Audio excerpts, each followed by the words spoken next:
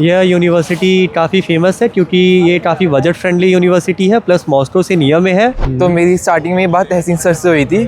नहीं, मुझे कोई भी प्रॉब्लम नहीं हुई। Hello everyone, welcome back to UCL India. जैसा कि आप जानते हैं, मैं हनुमंत फ़िलहाल हूँ रशिया में, और मैं रशिया की डिफरेंट यूनिवर्सिटीज़ के टूर पे हूँ और मैं आपको सारी यूनिवर्सिटीज़ विज़िट करा रहा हूँ, उनके बच्चों से मिलवा रहा हूँ ताकि आपको सारी यूनिवर्सिटीज़ के बारे में पता चल जाए, प्लस हर यूनिवर्सिटीज़ कैसी हैं, वहाँ पे कैसी फैसिलिटीज़ मिलती हैं, वो सब भी आप जान पाएँ ताकि आपको यूनिवर्सिटीज़ चूज़ करने में आसानी रहे।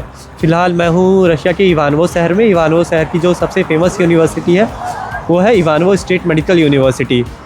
यह यूनिवर्सिटी काफ़ी फेमस है क्योंकि ये काफ़ी बजट फ्रेंडली यूनिवर्सिटी है, प्लस मॉस्को से नियर में है, और सबसे बड़ी बात यह है कि यहाँ पे आपको अच्छा क्लिनिकल एक्सपोजर मिलता है।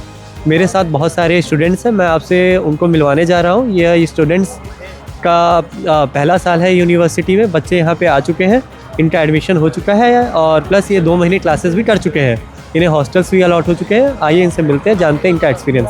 थोड़ा सा अपने बारे में बताइए। हेलो एवरीवन, मेरा नेम इज़ मयंक अग्रवाल। मैं लखनऊ उत्तर प्रदेश से बिलोंग करता हूँ।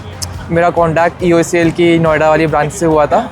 मुझे EOCL के रिगार्डिंग इंस्टाग्राम से पता चला था, सो मैंने डायरेक्टली इंस्टाग्राम से EOCL से कांटेक्ट किया था। Okay fine. सो मेरे को एक चीज़ बताइए कि जैसे आप लखनऊ से हैं और लखनऊ में EOCL इंडिया का अपना कोई ऑफिस नहीं है, तो जैसे कि जो लोग होते हैं वो मेनली मतलब कंसल्टेंट के ऑफिस जाके वहाँ पे विज़िट करना पसंद करते हैं और फिर ही लेना पसंद करते हैं, क्योंकि उनको लगता है कि ऑफिस है तो ज़्यादा ट्रस्टवर्दी है। तो ऑफिस ना होते हुए भी आपका EOCL इंडिया पे कैसे इतना ट्रस्ट बिल्ड हुआ? मैंने जब EOCL को थ्रू इंस्टाग्राम कांटेक्ट किया तो उनके थ्रू मुझे कॉल बैक आया था। तो मेरी स्टार्टिंग में बात तहसीन सर से हुई थी। तो तहसीन सर से बात करते ही मुझे उन पर ट्रस्ट हो गया था कि ये जेन्युइन है, इसमें कुछ है नहीं। तो उन्होंने मुझे इनवाइट भी किया था अपने थ्रू कि आप ऑफिस आके विज़िट कर सकते हो, बट मैंने ऑफिस काफ़ी लेट विज़िट किया था रजिस्ट्रेशन अपना कराने के बाद।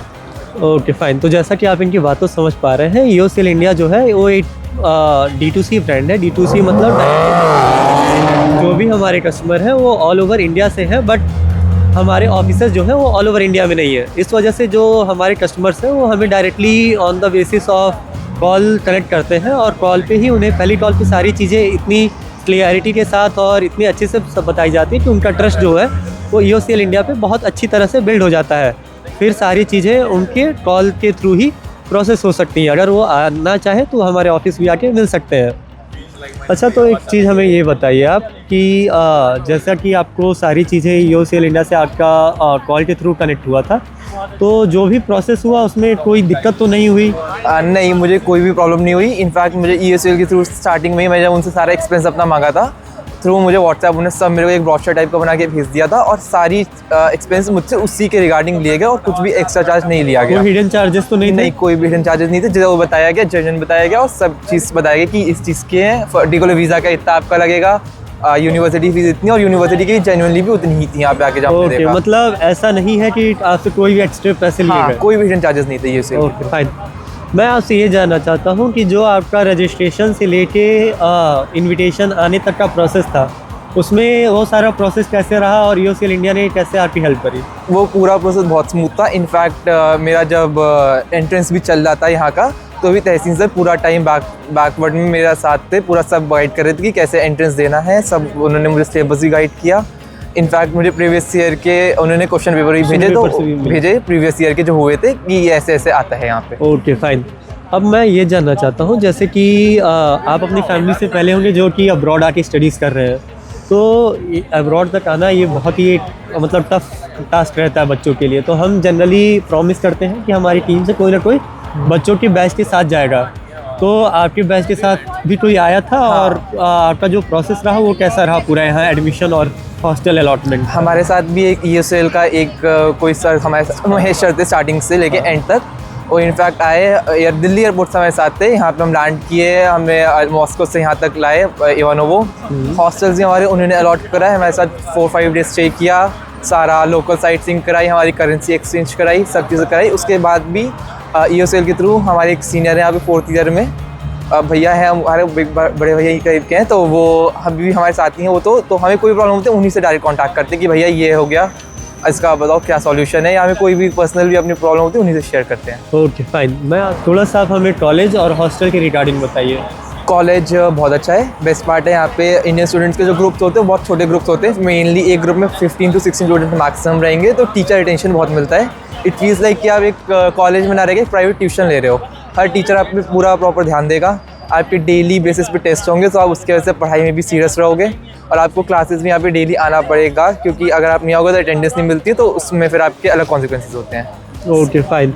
और जो हॉस्टल है वहाँ पे सारी फैसिलिटीज़ कैसी है? हॉस्टल भी बहुत अच्छा है कंपेयर करें हम और यूनिवर्सिटीज़ से। हमें जो ESL के थ्रू रूम्स अलाउट हुए बहुत अच्छे रूम्स थे। इनफैक्ट बिल्कुल न्यू रूम्स से आके हम ही ने आके उसको फर्स्ट टाइम उसमें आके स्टे किया है। इनफैक्ट पेंट की स्मेल भी नहीं गई थी रूम से।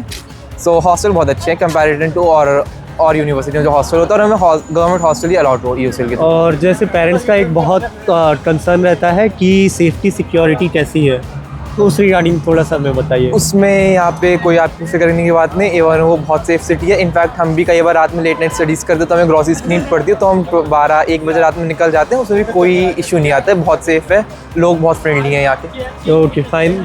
तो कोई बच्चा अगर लखनऊ से आना चाहता है या ऑल ओवर इंडिया से आना चाहता है EOCL इंडिया के थ्रू, तो आप उसको क्या कहना चाहोगे? तो बिल्कुल आओ, EOCL के लिए थम्स अप है।